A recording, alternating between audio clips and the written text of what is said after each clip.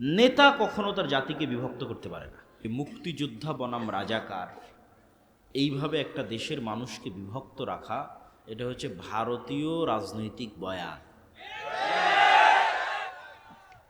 এই যে ভারতীয় রাজনৈতিক বয়ান, এই বয়ানটা আপনি ওই সময়ের প্রেক্ষাপটের সাথে মিলান যে রাসূলুল্লাহ সাল্লাল্লাহু আলাইহি ওয়াসাল্লাম চাইলে ওই সময়ে যে শয়তান যে বিভেদ তৈরি করলো, সেই বিভেদটা কিন্তু চলমান রাখতে পারতেন। কিন্তু তিনি সেই বিভেদটা কিভাবে চাপা দিচ্ছেন দেখেন। তিনি মদিনার মানুষকে ইমোশনালি হিট করলেন। ইমোশনাল ইন্টেলিজেন্স, ইমোশনাল কৌশলে রাসূল সাল্লাল্লাহু আলাইহি সাল্লামের চেয়ে সেরা পৃথিবীতে কেউ নাই। তিনি ইমোশনালি মদিনার মানুষকে বললেন, এই কথার গুরুত্ব আছে। মুহাম্মদ সাল্লাল্লাহু আলাইহি সাল্লামের বাড়ি মক্কা, ঘর মক্কা, যৌবন মক্কা, কিশোর মক্কা, আত্মীয় স্বজন মক্কা, কষ্টও দিয়েছে মক্কার মানুষ। মুহাম্মদ ইসলাম বললেন, মদিনার মানুষ এখন তো মক্কা বিজয় হয়ে গেছে, চাইলে তুমি মক্কায় থাকতে পারেন, মন এটাই টানবে। মক্কা বিজয় হয়ে গেছে যেহেতু, মক্কায় আমার শৈশব কৈশোর যৌবন, মন এটাই চাইবে যে আমি মক্কায় থাকি, এটাই স্বাভাবিক।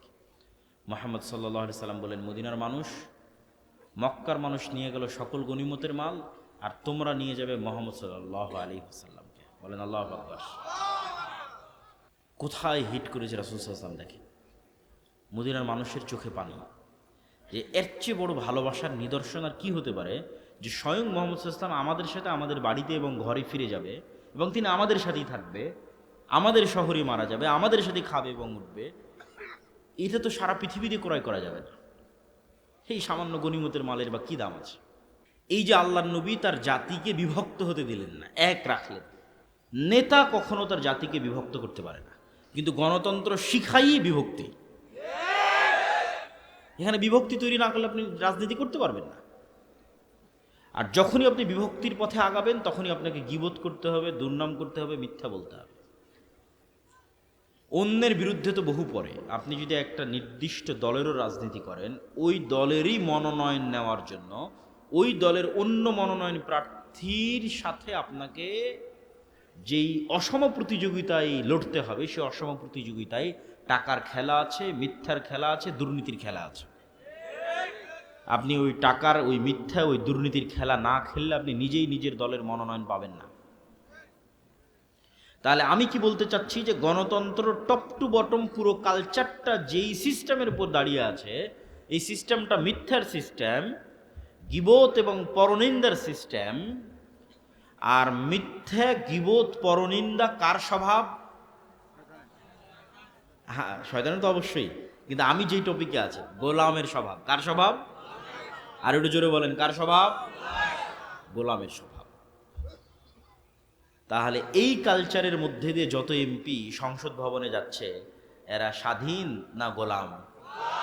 গোলাম। এরা নেতা না গোলাম? গোলাম। এই জিনিসটা যেই দিন আপনি বুঝে যাবেন, সেই দিন আমার মেসেজ আপনাদের কাছে ক্লিয়ার হয়ে যাবে, যে আমরা প্রকৃত নেতা তৈরি করতে চাচ্ছি। আমরা চাচ্ছি যে মুসলমানদের মধ্যে প্রকৃত নেতা তৈরি হোক। এই গণতন্ত্র তো গোলাম তৈরি করতেছে। যে আজকে টাকা দিয়ে মনোনয়ন কিনেছে, সে কাল এমপি হওয়ার পর, মন্ত্রী হওয়ার পর, এমনকি প্রাইম মিনিস্টার হওয়ার পর টাকার কাছে বিক্রি হয়ে যাবে। প্রিয় দর্শক ও শ্রোতা, আমাদের পরবর্তী কাজ হচ্ছে ঈমান বিল গায়বে ইয়াকিন এবং পূর্ণাঙ্গ তাওহীদ। পূর্ণাঙ্গ তাওহীদ এবং ঈমান বিল গায়বে ইয়াকিন ছাড়া উম্মতে মুহাম্মাদির মুক্তি নাই। ঈমান বিল গায়ব কি জিনিস, পূর্ণাঙ্গ তাওহীদ কি জিনিস, এটা আপনাকে বুঝতে হবে। ঈমান বিল গায়ব হচ্ছে, আজকে এই মজলিসে ফেরেশতারা উপস্থিত আছে, এটাকে আপনি দেখতে পাচ্ছেন? আমাকে দেখতে পাচ্ছেন? আমার প্রতি যে আপনার এখন আমাকে দেখতে পাচ্ছেন, আমি যে এখানে উপস্থিত হয়েছি, এটার প্রতি আপনার যেই লেভেলের বিশ্বাস, যে হ্যাঁ আব্দুল্লাহ বিন আব্দুর রাজ্জাক উপস্থিত হয়েছে, শেখ আব্দুর রাজ্জাক বিন ইউসুফ উপস্থিত হওয়ার পর আপনার উনি যে উপস্থিত হয়েছে, ওই বিশ্বাসের মাত্রাও এই লেভেলে পৌঁছবে যখন চোখে দেখবেন। ঈমান বিল গায়বে ইয়াকিন মানে এখানে যে ফেরেশতারা উপস্থিত হয়েছে, এটাকে যেই দিন আপনি এইভাবে বিশ্বাস করতে পারবেন, যেমন চোখে দেখা জিনিসকে বিশ্বাস করেন, তথা আমার উপস্থিতিকে এখন যেভাবে বিশ্বাস করতেছেন, এখন আপনাদের সাথে এই মজলিসে ফেরেশতারা আছে, এটাকে যেই দিন ওই একইভাবে বিশ্বাস করতে পারবেন, সেই দিন ইমান বিল গায়েবে ইয়াকিন অর্জন হবে। ইমান বিল গায়েবে কেন ইয়াকিন লাগবে? দেখেন, মুসা আলাইহিস সালাতু ওয়াস সালামের চেয়ে আমরা দুর্বল নই, বানু ইসরাইলের চেয়ে উম্মতে মোহাম্মদী দুর্বল নয়। এই তুলনাটা আপনাকে বুঝতে হবে যে মুসা আলাইহিস সালাতু ওয়াস সালাম এবং বানু ইসরাইলের সাথে উম্মতে মোহাম্মদী এবং মুহাম্মদ সাল্লাল্লাহু আলাইহি ওয়াসাল্লামের উম্মতের বর্তমান অবস্থার তুলনা। মুসা আলাইহিস সালাতু ওয়াস সালামকে যেই দিন নবুয়তের দায়িত্ব দেওয়া হচ্ছে, ওই দিন মুসা আলাইহিস সালাতু ওয়াস সালাম মানুষের বাড়ির কাজের লোক। যেই দিন মুসা আলাইহিস সালাতু ওয়াস সালামকে নবুয়তের দায়িত্ব দেওয়া হচ্ছে, সেই দিন মুসা আলাইহিস সালাতু ওয়াস সালাম পলাতক, আসামি। যেই দিন মুসা আলাইহিস সালাতু ওয়াস সালামকে নবুয়তের দায়িত্ব দেওয়া হচ্ছে, সেই দিন মুসা আলাইহিস সালাতু ওয়াস সালামের পরিবার পরিজন, আত্মীয় স্বজন, কোনো কিছুর কোনো নাম ধাম পরিচয় কিছুই নাই। নাম ধাম পরিচয় নাই কেন? ইউযাব্বিহুনা আবনাআকুম ওয়া ইস্তাহইয়ুনা নিসাআকুম ওয়া ফী যালিকুম বালাউম মির রাব্বিকুম আযীম। কেননা ফেরাউন তাদের সন্তানদের, পুরুষ সন্তান করত এবং নারী সন্তানদের বাঁচিয়ে রাখত। তাহলে মুসা আলাইহিস সালাতু ওয়াস সালামকে তার মা পরিচয় দিতে পারবে না যে এটা আমার ছেলে, কেননা পরিচয় দিলে করা হবে। তাহলে বাংলাদেশের কুমিল্লার ছোটনার একটা সাধারণ মানুষকে আমি আজকে বললাম, তুমি যাবা আমেরিকা, দাওয়াত দিবা ডোনাল্ড ট্রাম্পকে। এইটা যতটা ব্যতিক্রম, এর চেয়ে বেশি ব্যতিক্রম মুসা আলাইহিস সালাম দাওয়াত দিবে ফেরাউনকে, শক্তির তুলনায়, ক্ষমতার তুলনায়। আজকের কুমিল্লা ছোটনার মানুষ, কুমিল্লা দেবিদ্বারের মানুষ, কুমিল্লা জেলার মানুষ আমেরিকার প্রেসিডেন্ট ডোনাল্ড ট্রাম্পের তুলনায় যা দুর্বল, মুসা আলাইহিস সালাতু ওয়াস সালাম ফেরাউনের কাছে তার চেয়ে বেশি দুর্বল।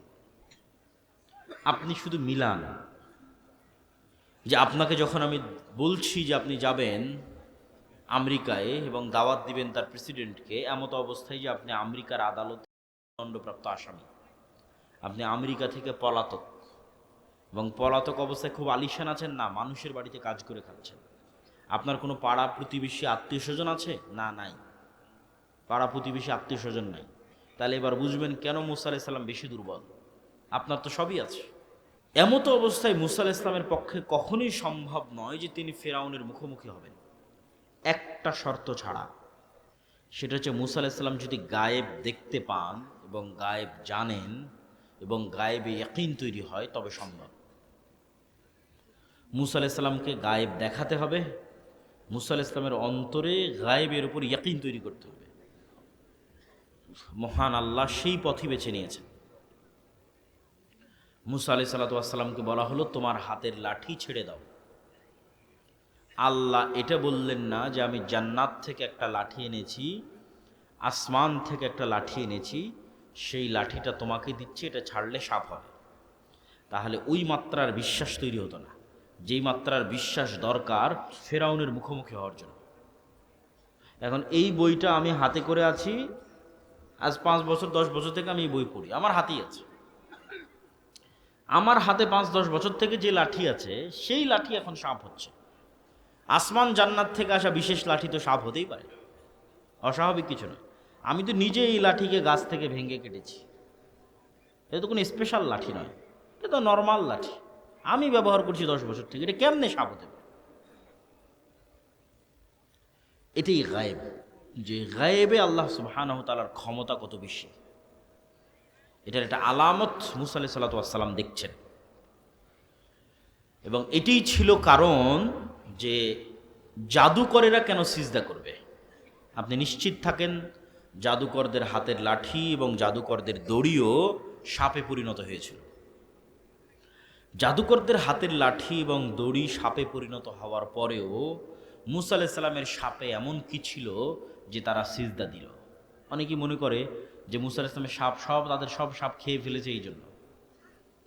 এটা একটা কারণ হতে পারে, কিন্তু আসল কারণ কোনটা সেটা আপনাকে আমি ধরিয়ে দিচ্ছি, তাহলে আপনি বুঝতে পারবেন। আজকের এই 3D প্রযুক্তির যুগে এবং ভিডিও অ্যানিমেশন, 3D অ্যানিমেশনের যুগে আমি আপনার চোখের সামনে এই বইকে সাপ বানিয়ে দিতে পারবো। কিসে? স্ক্রিনে, মোবাইলের স্ক্রিনে, টিভির স্ক্রিনে, কম্পিউটারের স্ক্রিনে। স্ক্রিনে আমি অ্যানিমেশন করব, ডিজাইন করব, আপনার চোখের সামনে দেখবেন যে এই বইটা আস্তে আস্তে সাপ হয়ে যাচ্ছে। স্ক্রিনে দেখতে পাবেন ডিজাইনের মধ্যে। এই বইটা এখন সাপ হয়ে গেল, ঠিক আছে, স্ক্রিনে দেখতে পাচ্ছি সাপ হয়ে যাচ্ছে। আবার যদি 3D কোনো চশমা চোখে দেন, আবার ওই সাপ যদি ছোবল মারে, তাহলে ওই চশমা চোখে দিলে মনে হবে স্ক্রিন থেকে বের হয়ে এসে আমাকে ছোবল মারতেছে। ওই প্রযুক্তিও আছে। আবার চোখ থেকে চশমা খুললে দেখবেন আরে না, সাপ তো স্ক্রিনেই আছে। তাহলে এই বইটা সাপে পরিণত হয়েছে চোখে। বাস্তবে কি? বাস্তবে নয়। আজকের বিজ্ঞানের পক্ষে সম্ভব নয় যে এটাকে সাপে পরিণত করবে বাস্তবে। কোথায় সম্ভব? চোখের ভেলকিতে, ডিজাইনে সম্ভব, 3D অ্যানিমেশনে সম্ভব। এটাও দেখানো সম্ভব যে এসে আপনাকে ছোবল মারতেছে, আপনি ভয় পাবেন, এটাও দেখানো সম্ভব। তাহলে তাদের লাঠি এবং তাদের দড়ি সাপে পরিণত হয়েছিল, এটা ছিল চোখের ভেলকি। ঠিক আজকের যুগের স্ক্রিনের, মোবাইল কম্পিউটারের স্ক্রিনের ডিজাইন, দ্যাটস ইট। আর মুসা আলাইহিস সালাতু ওয়াস সালাম এটা ছিল আস্ত। আস্ত যেই সাপ এখন মেঘনা নদীতে ঘুরে বেড়াচ্ছে, এই বইটা এখন সেই সাপে পরিণত হয়েছে। আস্ত যেই সাপ মেঘনা নদীতে ঘুরতেছে, চোখের ভেলকি না। মুসা আলাইহিস সালামের হাতের লাঠি আস্ত জ্যান্ত জীবন্ত সাপে পরিণত হয়েছিল। আর জাদুকরদের লাঠি এবং দড়ি আস্ত জ্যান্ত জীবন্ত সাপে পরিণত হয়নি। আমাদের আজকের যুগের যেমন 3D ডিজাইন, এরকম কোনো এক প্রযুক্তির মাধ্যমে, জাদুকরী কোনো প্রযুক্তির মাধ্যমে চোখের ভেলকিতে মনে হচ্ছিল যেন সাপ। আর মুসা আলাইহিস সালাতু ওয়াস সালামেরটা বাস্তবে সাপে পরিণত হয়ে গেছে, যেটা ওই কালেও অসম্ভব, এই কালেও অসম্ভব। আজকের বিজ্ঞানের এই উন্নত প্রযুক্তির যুগে অসম্ভব, আজ থেকে 5000 বছর আগে অসম্ভব। তো জাদুকরেরা তো জানে যে হ্যাঁ, চোখের ভেলকিতে সাপ হতেই পারে, বাস্তবে সাপ হয়ে গেছে এটাই তো তাদের বিশ্বাস হয় না। যখন তারা দেখছে মুসা আলাইহিস সালাতু ওয়াস সালামের লাঠি জাদুর সাপ নয়, এটা সত্যি জ্যান্ত জীবন্ত আস্ত সাপে পরিণত হয়ে গেছে, তখন তারা বুঝে গেছে যে এটা কোনো জাদুর শক্তি নয়, এটা কার শক্তি? রব্বুল আলামিনের শক্তি। এই জন্য তারা সিজদায় অবনত হয়েছে। বলছিলাম মুসা আলাইহিস সালামের অন্তরে ইয়াকিন তৈরি হয়ে গেছে যে চোখে যা দেখা যায় তাই সব কিছু নয়। চোখে দেখছি এটাকে লাঠি, এখন তো সাপ হয়ে গেল। এই একটা বিশ্বাস, ইয়াকিনের লেভেলে পৌঁছে যাওয়া, যে আমি চোখে দেখছি ফেরাউন অনেক শক্তিশালী, তার ভয়ে আমি পালিয়ে গেছি, আজ 10 বছর থেকে পলাতক আছি। কিন্তু আল্লাহ যখন তার অন্তরে ইয়াকিন তৈরি করে দিলেন, তখন মুসা আলাইহিস সালাম বুঝলো যে লা হাওলা ওয়ালা কুওয়াতা ইল্লা বিল্লাহ। আল্লাহর শক্তির সামনে ফেরাউনের শক্তি দুর্বল, জিনা। আল্লাহর শক্তির সামনে ফেরাউনের শক্তি জিরো। দুর্বল বললে ঈমান থাকবে না। এখন মিলিয়ে নেন, আল্লাহর শক্তির সামনে এবং শক্তি যদি বলেন কম, তাহলে এখনো গায়েবে ইয়াকিন তৈরি হয়নি। আল্লাহর শক্তির সামনে আমেরিকা এবং ইসরায়েলের শক্তি কি? জিরো। এটা মুখে বলা নয়, এটা বাস্তবে যেই দিন বিশ্বাস অর্জন করা যাবে, এটা নাম ঈমান বিল গায়বে ইয়াকিন। এইটার উপর যেই দিন মুসলমানেরা বাস্তবে বিশ্বাস অর্জন করতে পারবে, ওই দিন গোলামি থেকে মুক্তির রাস্তা শুরু। এইটার উপর বাস্তবে ইয়াকিন লাগবে। ঈমান বিল গায়বে ইয়াকিনের মধ্যে আরো একটা জিনিসে ইয়াকিন জরুরি ভিত্তিতে লাগবে, সেটা হচ্ছে পরকাল, জান্নাত। এটা ছাড়া মুসলমানদের বিজয় সম্ভব নয়। আসহাবুল উখদুদের মতো ঈমান পরকালের উপর। আসহাবুল উখদুদের ঘটনা আপনাদের জানা আছে। ওয়ামা নাকামু মিনহুম ইল্লা আইয়ুমিনু বিল্লাহিল আজিজিল হামিদ। যে আল্লাহ সুবহানাহু তাআলা বলছেন যে আসহাবুল উখদুদকে আগুনে জ্বালিয়ে দেওয়া হচ্ছে শুধু এই কারণে যে আসহাবুল উখদুদ আল্লাহ সুবহানাহু তাআলার উপর ঈমান রাখত। তো ওরা আগুনে ঝাঁপ দিচ্ছে কেন? ওরা আগুনের মধ্যে জান্নাত দেখতে পাচ্ছিল। বাড়িতে ফিরে যাচ্ছে না কেন? বাড়িতে জাহান্নামের আগুন দেখতে পাচ্ছিল।